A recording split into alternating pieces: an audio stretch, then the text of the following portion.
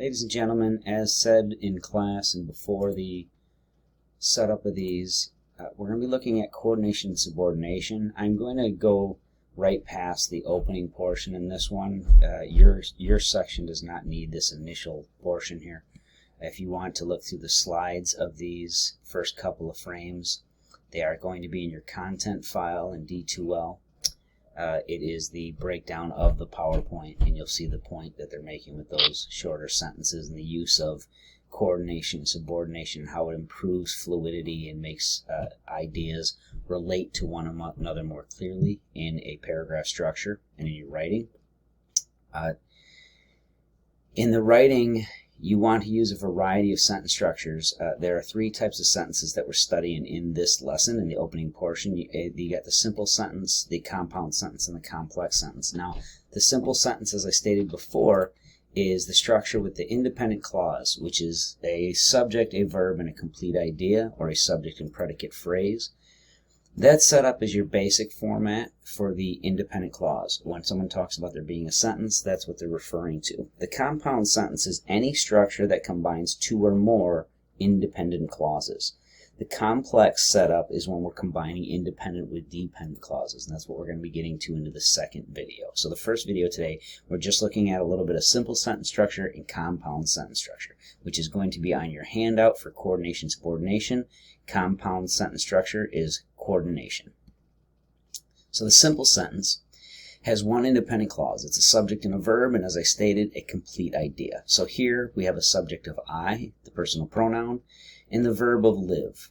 In San Francisco is a prepositional phrase, and it makes up the portion of the predicate phrase for us in this sentence. So I live in San Francisco. Subject, verb, and complete thought. A compound sentence contains two independent clauses minimum that are joined together. So she works in the city is an independent clause, and she lives in the suburbs is another independent clause. We use the coordinating conjunction but between these two, and you'll note that there's a comma before it. She is the subject in both of those sentences, and works is the verb in the first one, lives is the verb in the second, and both of them have prepositional phrases to follow for their predicate phrase. So she works in the city, comma, but she lives in the suburbs. When you're combining these two like this, note that the comma is placed before the word but. You make a compound sentence by joining two logically related independent clauses, which are simple sentences, by using any of these following. A comma and a coordinating conjunction, which is one of the fanboys. Fanboys is addressed later on in the PowerPoint. It stands for, and, nor, but, or, yet, and so. Those are the coordinating conjunctions that can combine independent clauses in this way. A semicolon and a transition. The transitions are truly called conjunctive adverbials. And then a semicolon by itself.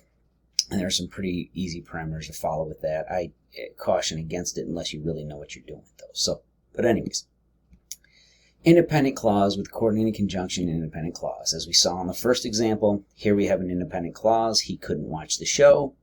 He decided to tape it. The comma and the coordinating conjunction between, you must have a comma when we are actually combining clauses in this way. So it's comma, coordinating conjunction, combining the two logically related independent clauses. That is to avoid comma splices by when students just put two sentences together with the comma and no coordinating conjunction, or avoiding a run-on when you just have the coordinating conjunction or no word between and you just sandwich those independent clauses together without punctuation. Coordinating conjunctions have a logical relationship that they demonstrate between clauses, and this is a short list of those. And shows addition, contrast is shown by but or yet, choice is shown with or nor, cause or because is literally what the word for means. It's more of an antiquated one. People don't use it much anymore. And then result. In academia and in some professional writing they will. And then so means as a result or a result. And as I said earlier, this would be addressed later on. Fanboys is the acronym made up of the first letters of each one of those words. An easy way to remember all of the fanboys that you can use or the coordinating conjunctions that you can use between those clauses. Now, a bit of caution. Do not use the comma every time you use one of those conjunctive terms, because only when you're using two sentences together do you use it with a comma. The necklace was beautiful but expensive. In this instance, it's one simple sentence. It's one independent clause. When we say the necklace was beautiful but expensive, but is a conjunction now combining two different adjectives that are describing the necklace. It's not another sentence, so I do not need a comma. Now, using an independent clause with the transitional or conjunctive adverbial has a specific set of rules. I love San Francisco. I hate the traffic. Two independent clauses. We have the semicolon, however, comma. Now, the semicolon is used prior to the conjunctive adverbial. The comma is used after it, but only in instances when the conjunctive adverbial itself is more than one syllable. Otherwise, we do not need the comma that follows. So, however, has three syllables. It requires the comma to follow. In those instances, note that these are two independent clauses with a semicolon in front. Now, this also, at any given time, could have a period in front of it, in which case you would capitalize the H and still use the comma. This is a stylistic choice that people make, particularly when you're combining ideas and listing or doing your for examples on your supportive details, following major supports into minor supports. Now, a list of transitions and their usage. All these different transitions or conjunctive adverbials that are listed on the right have different relationships they signal between the clauses. Get into the practice of using these between your independent clauses in your body paragraphs to signal the relationship, to signal space and time, to signal cause and effect, compare and contrast. On this page you have a few more for exemplification. As I mentioned time a minute ago, the list, complete list of these actually, of all these independent conjunctive adverbials, can also be found in the content file in D2L. So there's a master list there along with some other things. There's one more example there at the bottom. John did his best on the exam. Jason took a nap. Meanwhile is the transition between, and notice that it signals that these things are happening simultaneously, even though it's contradictory. Now, the basic rule on semicolons by themselves, very simple. Use an independent clause followed by an independent clause, and if they're logically related, we have nothing to do there but putting in the semicolon between.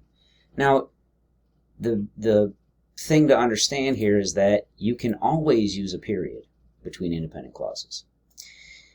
The times that you're going to use a semicolon between, it's a stylistic choice, but typically the sentence that follows after is an example, continuation,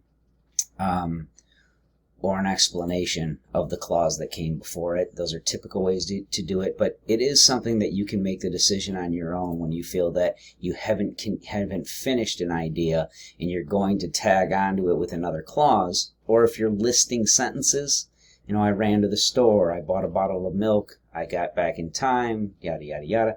If you're doing that in that format, then you might want to use semicolons between to signal that the ideas have not fully broken. You know, when you say continuation, that's the basic premise there.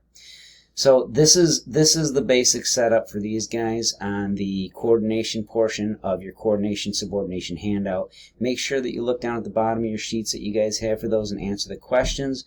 If you need to go back over through this video, you can watch it as many times as you need, obviously. And the slides, as I said, they'll be in your content file in D2L.